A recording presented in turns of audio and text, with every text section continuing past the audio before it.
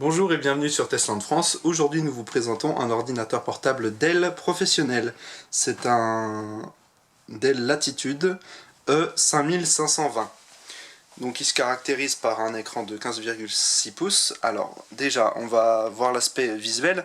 Ici donc nous avons sur le dos un aluminium brossé, donc tout noir, assez joli, sobre, avec le gros logo Dell comme d'habitude. On va aller voir du côté droit, sur le côté, donc ce qui s'y passe. Ici, une prise micro-casque 3,5 mm, donc avec intégré donc les prises 3,5 mm avec micro, comme les casques Apple et autres écouteurs. Ici, nous avons une prise USB 2.0. Ici, un lecteur graveur DVD qui fait en option Blu-ray, ce n'est pas le cas ici. Ici, nous avons une prise donc VGA pour l'affichage. À l'arrière, ce qui est assez original en légèrement décalé, nous avons ici une prise RJ45 une prise Ethernet. Ici encore une prise USB. Nous avons de ce côté-ci la prise d'alimentation. Voici l'alimentation qui est remarquablement petite, donc c'est vraiment génial, ça prend pas du tout de place, elle est super légère, avec le petit transformateur comme d'habitude. Voilà, et ici nous avons en option aussi la prise RJ11 pour le téléphone, mais c'est plus utilisé. Ici donc le petit système de refroidissement du processeur qui est tout petit. Un petit emplacement pour mettre le cadenas d'antivol. Une prise 1394, ça c'est pour certains périphériques assez anciens. Ici une prise HDMI pour brancher sur une télé ou ce que l'on veut. Une prise USB qui fait en même temps eSATA et encore une prise USB. Donc en tout, ça fait 4 prises USB 2. Ici, un lecteur de carte micro SD, etc. Et ici, un emplacement Express Card pour les professionnels. Nous retrouvons à l'avant deux petits emplacements avec des petits tweeters de qualité très moyenne. Il n'est pas très puissant, mais vu que c'est un PC Pro, il n'y a pas besoin. Donc ici, nous avons le voyant pour démarrer, tout simplement le démarrage d'arrêt, le voyant de la batterie, et ici pour activer ou désactiver la Wi-Fi. À l'arrière, nous avons l'Express Tag, etc. Nous avons l'emplacement pour la station d'accueil avec le socle, ici une batterie de 6 cellules qui tient assez bien. Voilà, donc on va aller dans l'aspect visuel. Dans l'aspect visuel interne, je veux dire. Donc ici un petit bouton qu'on glisse sur le côté pour l'ouvrir, comme la plupart des PC Pro. Un avant assez sympathique, totalement en plastique, les bordures de l'écran aussi. Tout noir, c'est assez agréable avec les bords comme ça. Donc un petit touchpad. Donc le logo du processeur i3. Donc il y a un processeur i3 de deuxième génération, il y a aussi en option la version i5 et la version i7. Donc là c'est un i3 2330 en 2,1 GHz en quad-core du coup. Ici donc Windows 7 professionnel.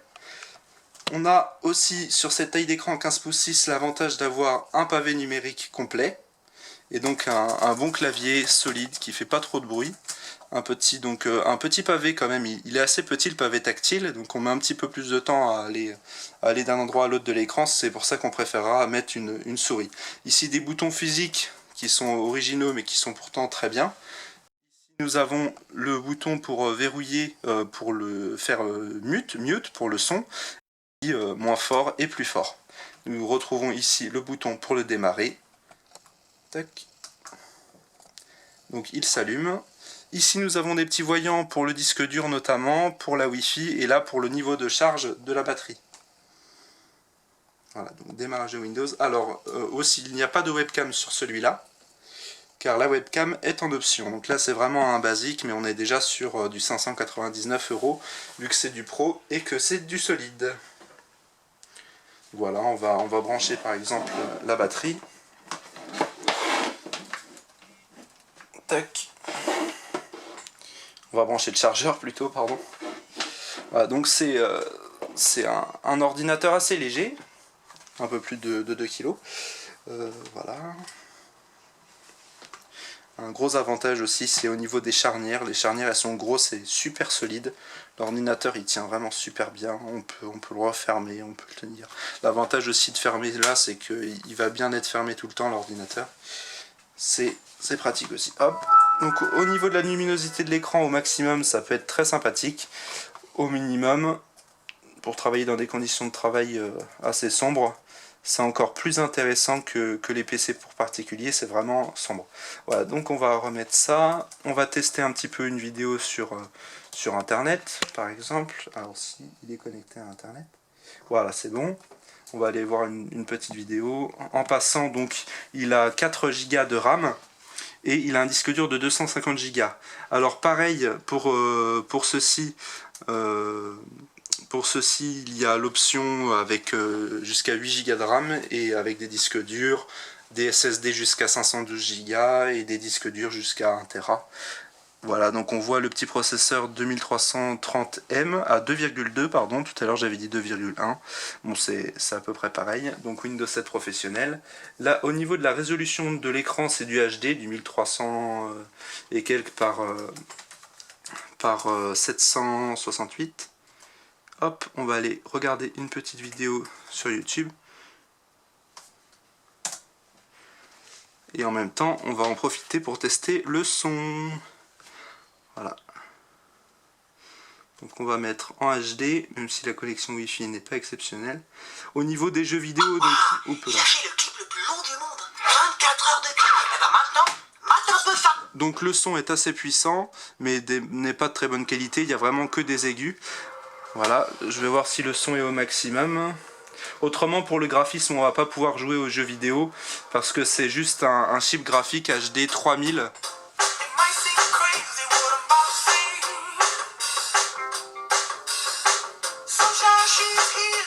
On retrouve le logo Dell ici en bas. Donc son assez puissant pour regarder une vidéo explicative ou quoi que ce soit, c'est quand même suffisant.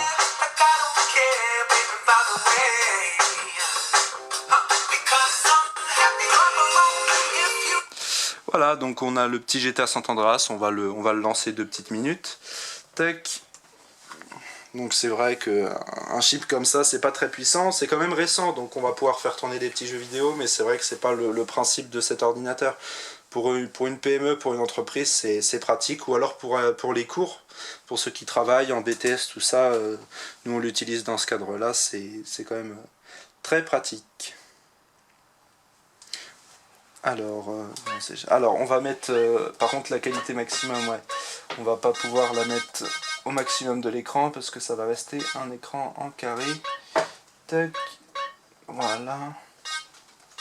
Donc on va mettre au maximum. Voilà, tac. Donc là on va pas pouvoir faire plus. Tac. Voilà.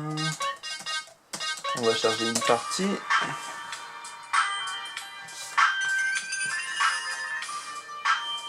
On voit bien vraiment les impressions des logos des lettres sur le clavier.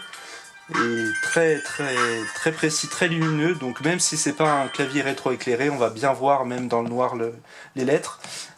J'ai oublié de préciser aussi, comme sur les ordinateurs HP, comme pas mal d'autres ordinateurs, il y a le petit bouton pour verrouiller pour les majuscules qui s'allume quand c'est activé, ce qui permet de ne pas forcément aller voir sur l'écran ou à un autre endroit, un autre voyant.